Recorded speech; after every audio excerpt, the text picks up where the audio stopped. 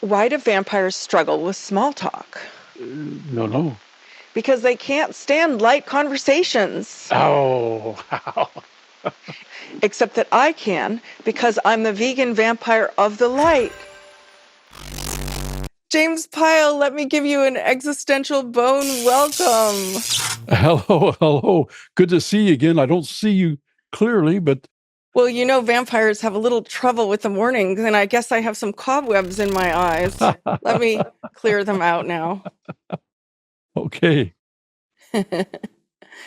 Well, I want to thank you for gifting me with your wonderful book. Great. The Vampire Bank will wire a deposit to you in gratitude Oh my gosh. Well, for that's that. not Yes. necessary, of course. Hopefully you find something of value there in that book.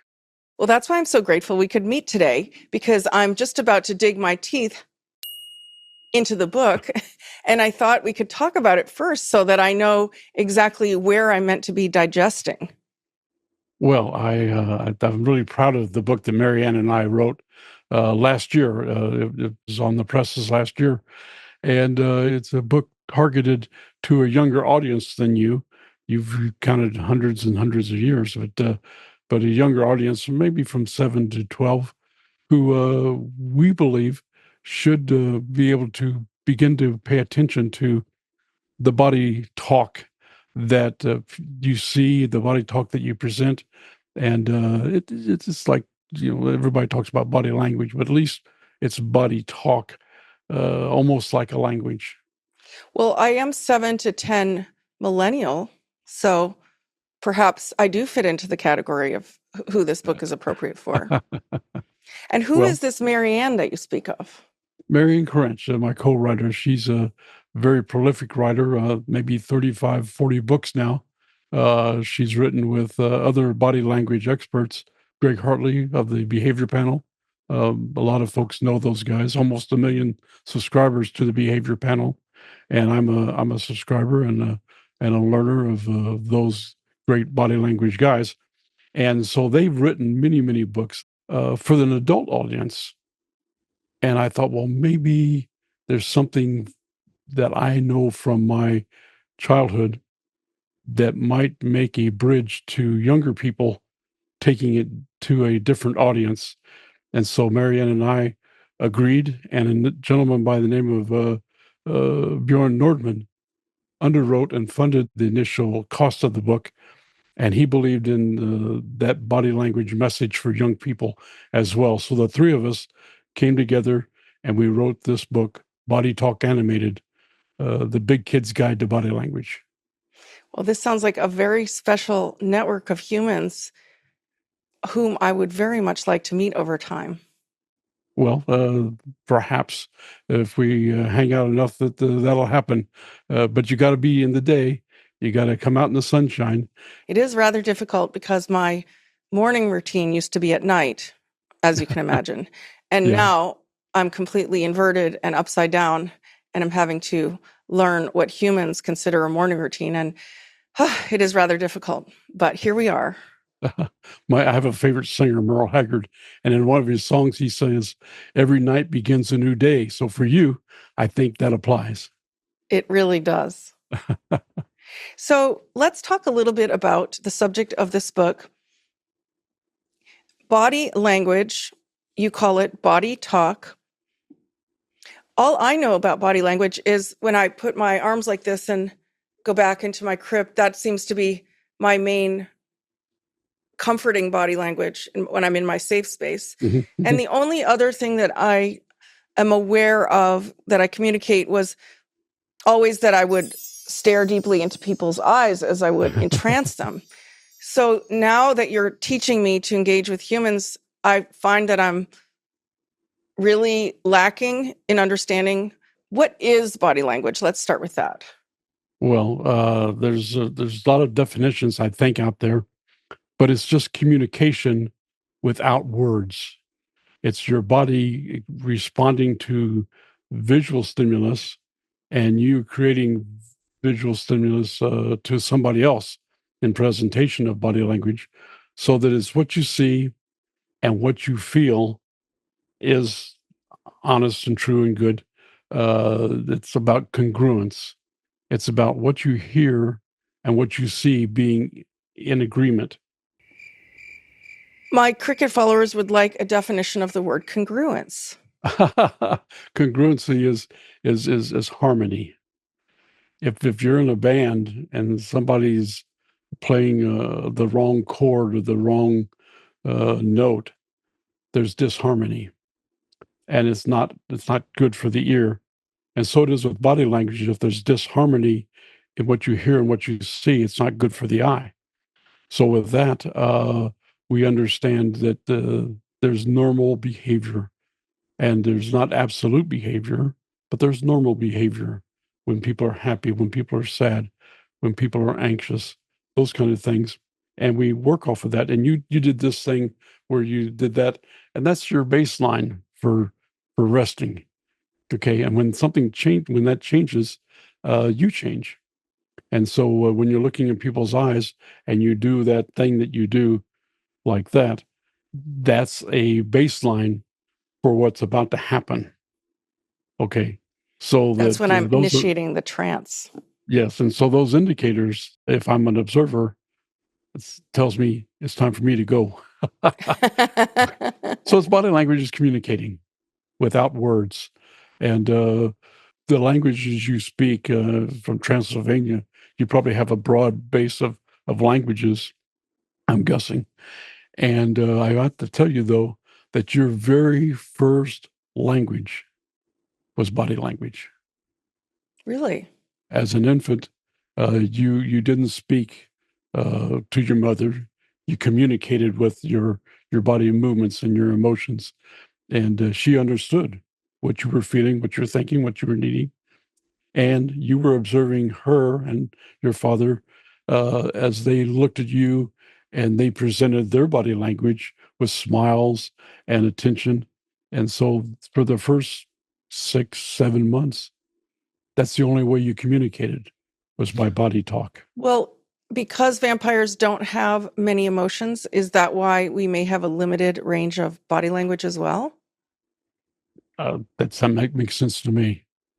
And so if you learn body language, you can present body language and people can understand you better and maybe have a warmer feel towards you if you show them not the right, your most genuine emotions that way. Well, thank you. I am very interested. And why do humans learn body language? Necessary for survival. If we didn't pay attention to what we heard and what we saw, we could be consumed by dangerous situations. We could be killed if we don't hear the car coming at the intersection, or we don't see some danger that might be coming 360 to us, so that our mind and our bodies watching out for us audibly and visually to keep us alive first of all, and then to make us aware of people who could be friends with us, who could be enemies to us. And so that those are all survival skills that body language has evolved over the centuries and millennia and ages in human development. So humans use body language first and foremost as a way to know whether they're under threat and to serve their survival. Yes, and then also then for genuine relationships, to befriend and beyond. But for the initial part is to discern who they can trust, who they can work with, who's like them, who's going to be best for their relationship. So are you saying that there are certain skills I can gain in body language that will help me make friends? Of course, without a question. Uh, what I'm doing right now is a little head tilt and a smile gives you a presentation that I'm not a threat. I could be a friend. And so those are easy, small, subtle, but essential to body talk. Fantastic. So, how would I learn body language? I guess there's a lot here in the book, and tell me more about that. What am I going to find in here for learning body language? Well, I went back a long way to when I was a boy in Alton, Illinois. I was the last of 5 kids. I had 2 brothers and 2 sisters, all older than me. And I realized now, looking back, I didn't realize it at the time, but looking back, that those days in the 50s when I was 5 and 6 and 7 and 8, going with my brothers to the Grand Theater, walking 5 blocks on a Saturday with a quarter to get in, have popcorn and a drink, and watch 2 movies maybe. And my favorites, of course, were animated movies, as it is with kids. Cartoons and animated movies are favorites with kids because you can do anything in an animated movie that you can't do in real life, and so our imaginations expand and are entreated. So that when I was watching the classic animated movies, the Disney classic animated movies, Snow White and the Seven Dwarfs, uh, Pinocchio, Cinderella, all those movies were animated, and they were teaching me body language at a very young age. I was seeing body language on the big screen, bigger than life, and easier to learn because of the size. Eyes are very small. I don't see your eyes real clear, but on the movie screen, the animated eyes are this big. And when there's sadness or when there's happiness or when there's focus, you see that easily. There's not so much background in those old classic movies that are animated, unlike the animated movies of today, which have so much CGI that you get distracted from the smaller details. So when I was a kid and we're watching these movies, and Pinocchio was my favorite because it was about a boy, okay, I realized I was learning characteristics of communication. The 7 dwarfs of Snow White and 7 dwarfs, misnamed. Snow White and the 7 personalities. That was their presentation. Their names were their personality. And I was learning bashful. I was learning dopey. I was that guy. And, Doc and all the different personalities that were there were teaching me communication without listening. It's their personality which was presented. So that I said to myself, if kids today are still like me, enjoying animated movies, why don't we give them a venue to learn body language in a fun format and in a format they can share with their parents? And you don't have to go to the movie theater now. You can have it right in your own home or on your own telephone to participate. Now, I advocate theater animation movies just because of the size again. If I'm watching on my phone, all the details are much too small. But I like the old animated theater experience for the best animation learning. And I know I'm talking a lot here, but I have to tell you that the best body language presenters are animators. Pixar, Disney, all those guys. They're the best body language presenters on the planet. So Why do why you don't we think that use them? is? Because they study movement. They study people in their own real environment.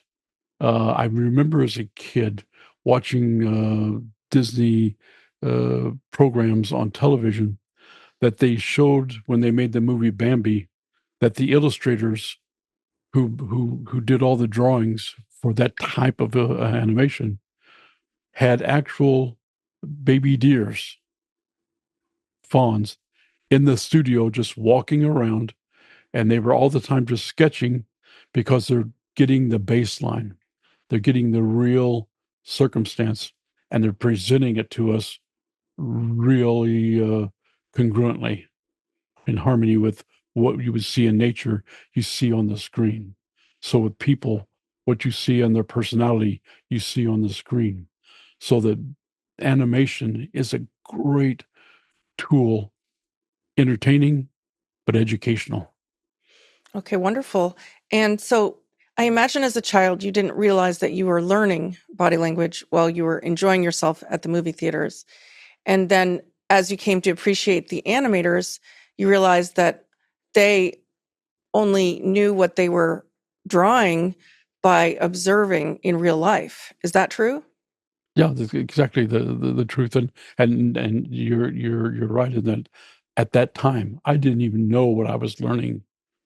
It took me this many years to look back and say, "Oh, that's where I learned about sadness." And the head goes down, and the eyes turn to the side, and then a tear comes, and maybe a little sinus that goes with it. All that's natural, and then a smile isn't just that's not natural. But a smile grows over 2 or 3 seconds, and it employs the eyes. You know, the COVID experience we had 4 or 5 years ago, everybody was wearing a mask, but I could always tell if somebody was smiling behind the mask because of their eyes. Uh-huh. Because you can't smile correctly, you can't smile genuinely without it involving your eyes. And some would say, "How do you know?" I said, "Well, your eyes tell me so." Hmm. And so that's a thing that I've learned from body language, and the body language experts, they all know that. And that's what I've learned from them, and prove it every day. Hmm. So I guess the bad news for me is that I'm going to need to be around humans a lot more to learn body language. But the good news is that I have you as the first human mentor, and more than human, actually superhuman.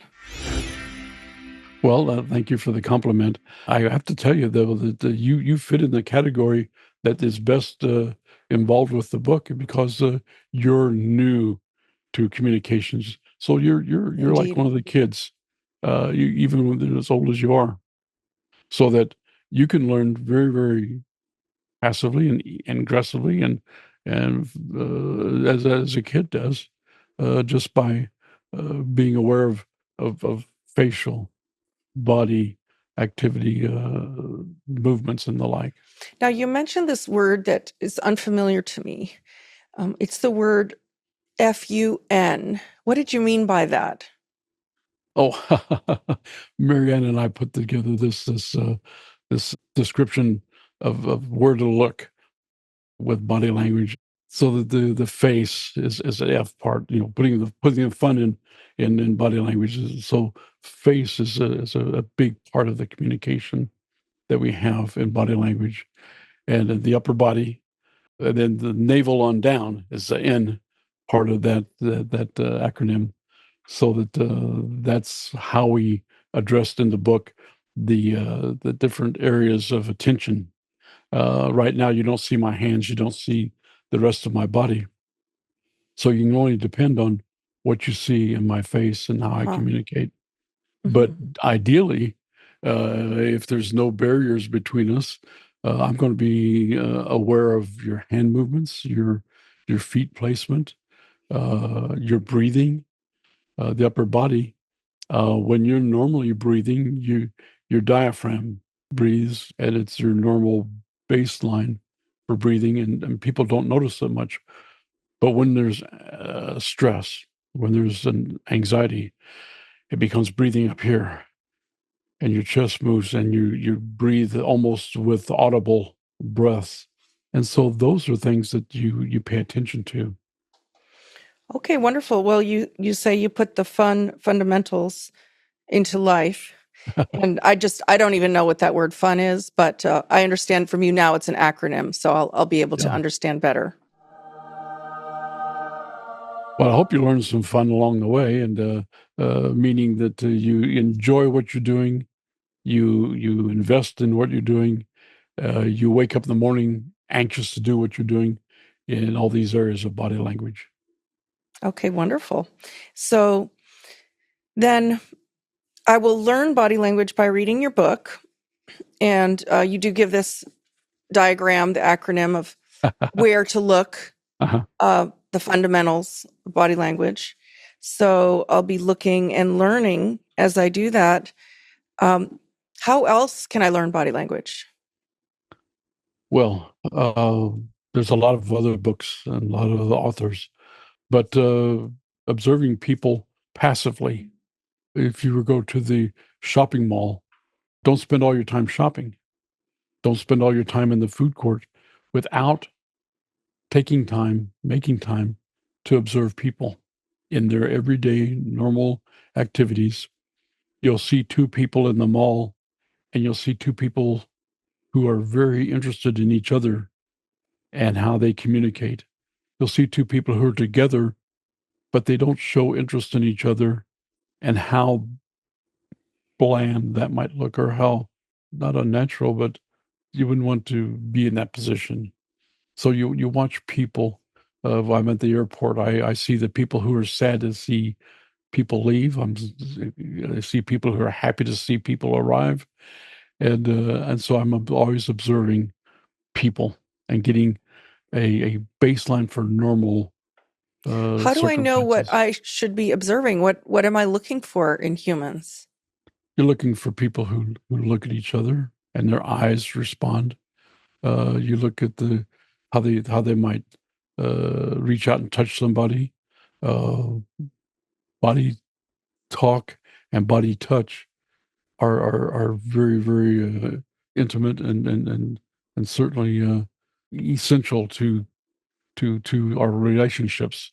And so I know it's very advanced in this body talk discussion, but just reaching out and touching somebody on the shoulder and saying I understand or I care is a contact, and it's a congruent element of what they say.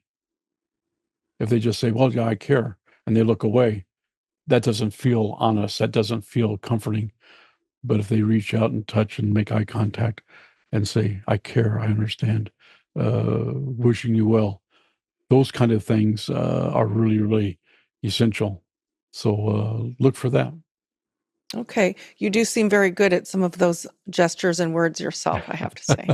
Well, I had to incorporate those in life to have some successes in relationships, to have some successes in business, and I've invested most of my life, I think now more than half of my life, in this endeavor, in this communication situation, so that I believe they come natural, Mm. and I just let them be.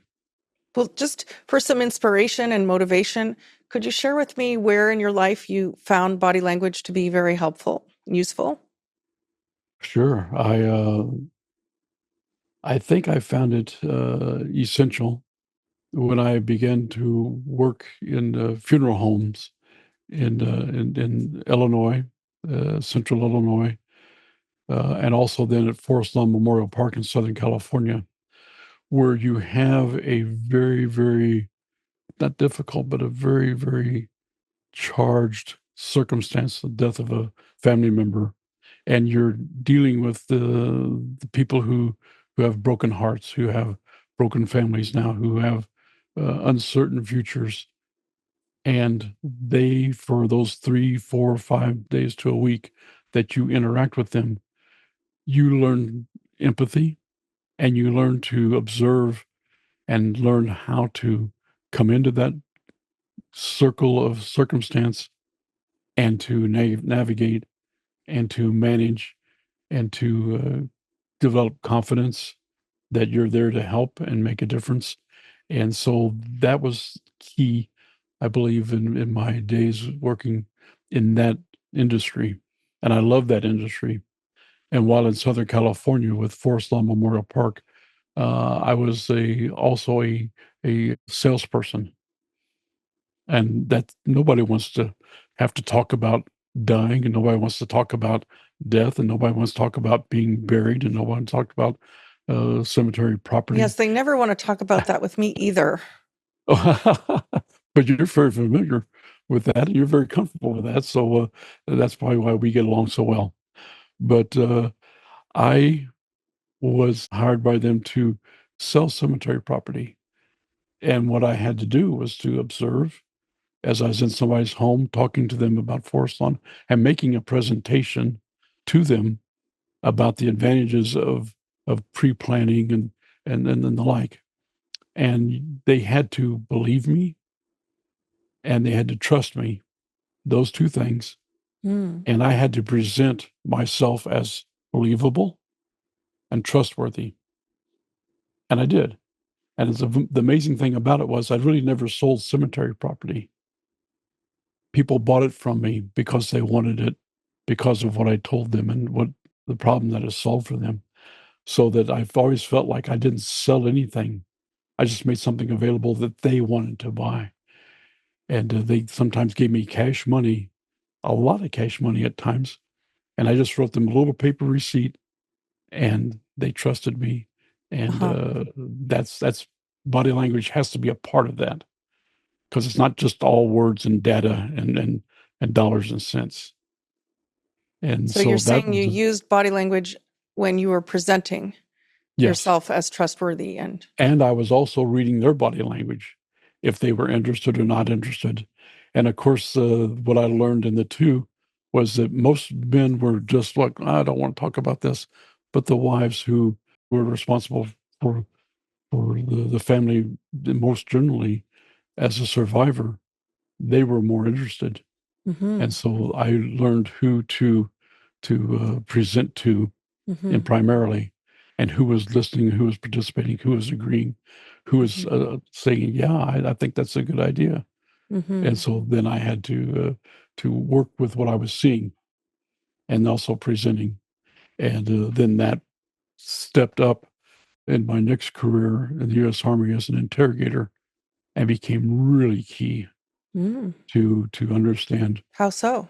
Well, if you're talking to someone who isn't like you, who doesn't speak, maybe doesn't even speak the language you speak, and doesn't believe the political position that you are compared to theirs and or religious or whatever the circumstances are, and to get them to participate in the conversation and share information, that became key because you have to see what you see, present what you present, and with the words and the whole, what should I say, the whole environment, the circumstance, uh, essential, essential.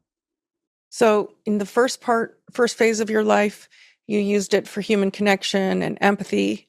In the second phase of your life, you used it to communicate your trustworthiness and your presence and in the selling capacity, but still, I imagine you were the kind of human that did like to connect with other humans. I do. And I then in do. the third area, you were using it as a tool to be able to do your job and get the information you needed for the the work that you were doing in the world. Is that Mhm. correct? Yeah, absolutely. And then, as it turned out, going back to the forest lawn, for instance, as I sold cemetery property, they trusted me to help other salespeople. And so the new trainees that would come to my particular cemetery in Orange County, Southern California, it was my job to take them out to homes and show them how to buy, how to sell, and then watch them as they presented and sold, and be the field trainer for them. And then after that, they trusted me to then be manager over the salespeople of the cemetery that I represented in Orange County, so that the trust was there, the demonstrated skills were there, from sales to sales trainer to manager, and then in the army as an interrogator, from interrogator to interrogator trainer. That's what I spent the last 35 to almost 40 years now, Mm-hmm. training interrogation, training body language in that environment, training questioning in that environment, so that I'm at the end of this phase now, and one of these days I'll just be a human being and a lot less doing, and I'll retire. I'm pretty sure you've been doing that all along. but yeah, I've it's been a big part of who I am, how I got to be where I am and where I've been.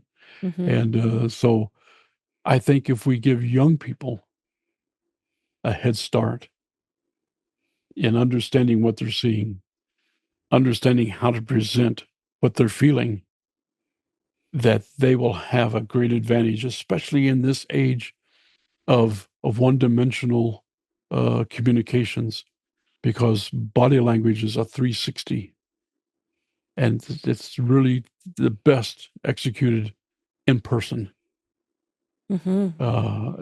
This is not our best environment, one-dimensional. What That happens over sounds like a here? very worthwhile cause to invest in. I may visit the vampire bank and ask for some funds to be released to that cause. And how would we help children have that advantage? Well, we have to remind them, first of all, that their world is immediately where they are. There's, in a big sense, very much into a screen. Their world's so big. Their world is bigger than my world in Alton, Illinois, where the only problems we had with other kids was the I won't name their name, but the kids that lived up the street. They were the only bad guys we knew. And then all our friends where they lived, and our friends were real, in contact friends. Now there's so many friends that people have through the screen that are all one dimensional, that it lacks that human touch. It lacks that human presence. So that we want to get kids out of the screen into their schools and stuff, and dealing with real people in real situations more than not. Oh, so other people have a similar problem to me, that they're not used to being around actual live people. Yeah. See, I agree. I do agree. I think that what you said is true. They lack the human experience. Whenever I was a kid, and again, this is all based on my relationship as a kid, we would see people as they're riding our bikes down the street, and we would ride bikes together places. And so our experience was absolutely mobile and visual and environmental, so that we would encourage young people to be part of the environment, to have social. You are Uh, moving around in real life rather than in a video game, it sounds yes, like. yes. Okay, and I don't know. We have great connectivity. We have great knowledge being shared through it all, but we're losing the human element to it. I feel I mean, I'm not a certified person in psychology or physiology or any of those other ologies, but I know what I know, and I've had 5 kids, so I've Oh, well, then seen you do them. know what you know. And so I wish I could have told them and presented to them what I know now for their good benefit and development and Mm-hmm. stuff. I just care to Mm-hmm. make a difference. Mm-hmm. So, how can your knowledge of body language help make a difference to big kids of any age? Well, I'm going to use this to leverage the next book, which is Body Talk Animated 2, a bigger kids guide. And so we want to go to a different age bracket. If you would get to the movies soon by whatever medium, I would encourage you to see a movie called Inside Out. Mm-hmm. Inside Out is the best animated movie of our modern time that Mm-hmm. addresses kids' emotions and feelings and gives them identifiable characters to understand, to be a part of this body language event. This body language, hopefully a requirement someday for kids to learn. Because the characteristics of the younger age, 7 to 12, is that they're looking out, learning. And then all of a sudden, about 13, they're looking in. Mm-hmm.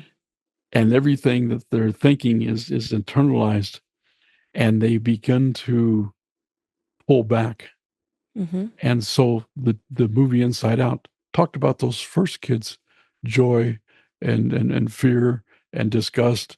But those first characters are the genuine youth features that they are part of. But the whole new group of characters come in with the movie Inside Out too. Mm-hmm. And all those ones that are part of that teenage angst and those 12 to 17, 18. So that the characters, for instance, embarrassment in the movie is a big character because embarrassment's a big part of that age group. Yes. And he wears a hoodie that he pulls the strings out and he closes up away. And it's so much like young people in that age bracket. Mm-hmm. And I want to, in this book, I want to talk about the fact that hoodies are common with this age bracket, but hoodies cut out almost 200% of your world. Mm-hmm. And your visible world is cut off and you don't see what's happening around you. And I would encourage you to not wear the hoodie while you're traveling. It sounds a lot like my walking. coffin. I do find that now that I've stepped away from it and let it fall to the side, except at night, of course, that I do have much more information that I can take in. Mm-hmm. And so your world is 360. Mm-hmm. And young people cut off so much of it with a hoodie Mm-hmm. that I think sometimes it's a danger. Oh. But anyway, the other characters that they have, of course, Envy. And Envy in the new movie coming out is a very small character, Mm-hmm. but it has big eyes, Mm-hmm. giant eyes. Mm-hmm. And that's a part of Envy, Mm-hmm. all of what we see. Mm-hmm. And we think Envy is not very dangerous. Mm-hmm. But that's a kind of a tricky situation. It's very small, but it is very, very influential. Mm-hmm. And so they play that well. Well, I love that you're giving an assignment for learning that is just going to the movies.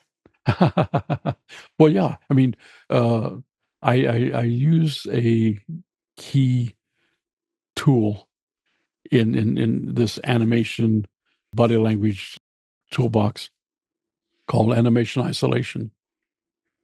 And that is I encourage young people and you and anybody for that matter to watch a movie.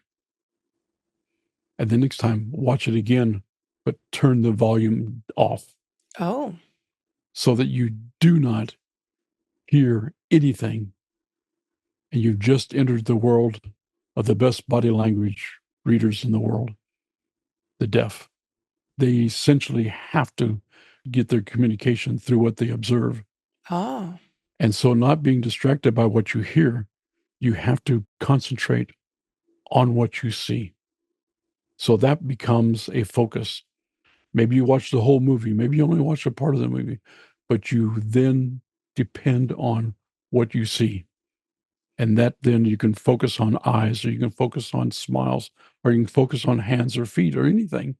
And that becomes a real learning tool. And then you watch the movie again, but this time you don't watch it. You only listen to it. You cover the screen or you turn away from the screen and you only listen.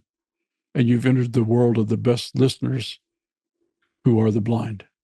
Oh. It's essential for them to hear what they hear. They hear better than anybody because they have to.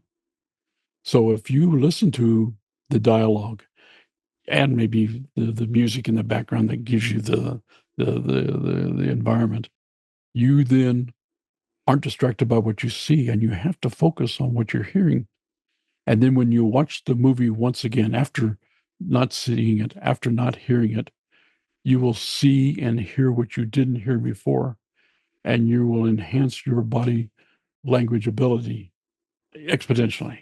Wow.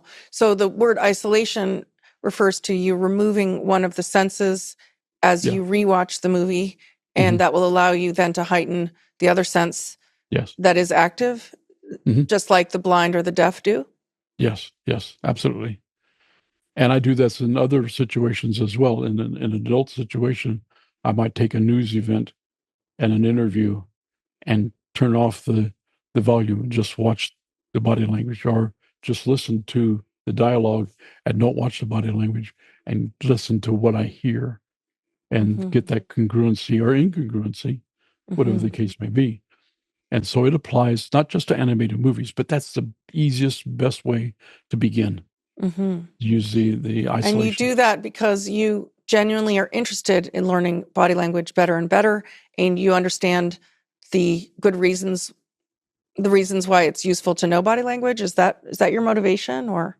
Oh, sure. I'm genuinely interested. I have a circle of friends who are the best body language readers, presenters, trainers, writers in the world. Wow. In the world. The Behavior Panel, Chase Hughes, Scott Rouse, Greg Hartley, Mark Bowden are consistently rated by the global gurus, top 30 in the world. And they usually take 4 of the top 5 or 6 positions annually in that survey. Gavin Stone in England, Lena Cisco down in Florida. Great, great body language folks. There's a new gentleman who just wrote a book, who's entered the that realm, and Rodney Smith, and Uh-huh. so he is the latest to introduce more training to me Hmm. in that realm. I'm immersed. I'm invested. I'm learning. I wish I knew more than I know, but I never not looked to opportunities to learn more, present Hmm. more, train more. Hmm. It's all a part of my training. I teach elicitation. I teach questioning. I teach body language. I teach negotiations, mediations. All those things are part of communication. And so my little business is called Conversation Codex, Hmm. and I just want to help people communicate. I just want to, especially people who have trouble with communication, people who have trouble talking to other people. So you are an avid learner. You have a tremendous amount of skills in a wide range of areas. Tell me again why body language matters in the midst of all that you know and all that you are and all that you do. That's a really big, broad scope. And I think really I just need to bring it down to a very, very small focus point. Is that it's essential for me every day to engage people and to make a difference. To do that, I've got to be the best I can be at what I do. Um, I hope that I can still keep doing what I'm doing through this media, if not in person. I like traveling. I do, Hmm. Hmm. and as I travel, I make sure that I engage people on the street, in the elevator, on up the escalator, in the restaurants. I talk to people in the table next to me. I just don't limit my conversation to the people sitting on the table around me. And my kids, bless their hearts, they say, "Dad, do you have to talk to everybody?" I said, "Yeah," because everybody has a story. Everybody has something, and my curiosity will not let me not Uh-huh. talk to everybody. People think I'm an extrovert, and I'm really not. But I'm just generally curious, and I Mm-hmm. really must know. And so that drives me out of my introvert personality Hmm. to an extroverted world. And so But I body still have to, language is a support to your curiosity? oh, yeah, I couldn't do it without it. Yeah, I just couldn't. So I really wished I could do more. But I'd realized that what I do is it makes a difference, and that should be enough. Every time I talk to somebody, I get to talk to somebody else. So Hmm. uh, I'll do what I do. So this book will benefit me personally. I can tell that already. And so. also is benefiting young people who may be interested themselves, or their parents may be interested for them to learn body language. Sure. And then you said you have a future project for the next age group coming up. And so that is compelling, challenging. Certainly is going to take time, but this winter's coming up, and when we're kind of closed in, from the weather and such, there's that opportunity to just put it down in wonderful. words. Well, Jim, I do have an interesting project for us. And what you may not realize is that vampires have quite impressive curiosity collections that span through the ages, the millenniums. So I have many relics, and I do have a woolly mammoth, and I have a cryogenically frozen cavewoman. So I'm thinking she may actually be an expert herself in body language, if I'm understanding you. And I'm wondering, would it be worthwhile to us? Would it be interesting or even fun if I were to thaw her out and bring her in for us to, you could interview, you could interrogate, we could both learn from her body language. How does that sound to you? Well, that's crazy, number one. Number two, I think that there's something to be learned from the most basic of communicators in body language was the good folks back then. I'm too curious now. We're going to do it. Yes. Well, it has not been very kind to encapsulate her in ice as I have. But, I'm developing more feelings and sensitivities now, and thinking that maybe she would like to thaw out, and maybe she would have some knowledge to share with us about primitive communications. Okay.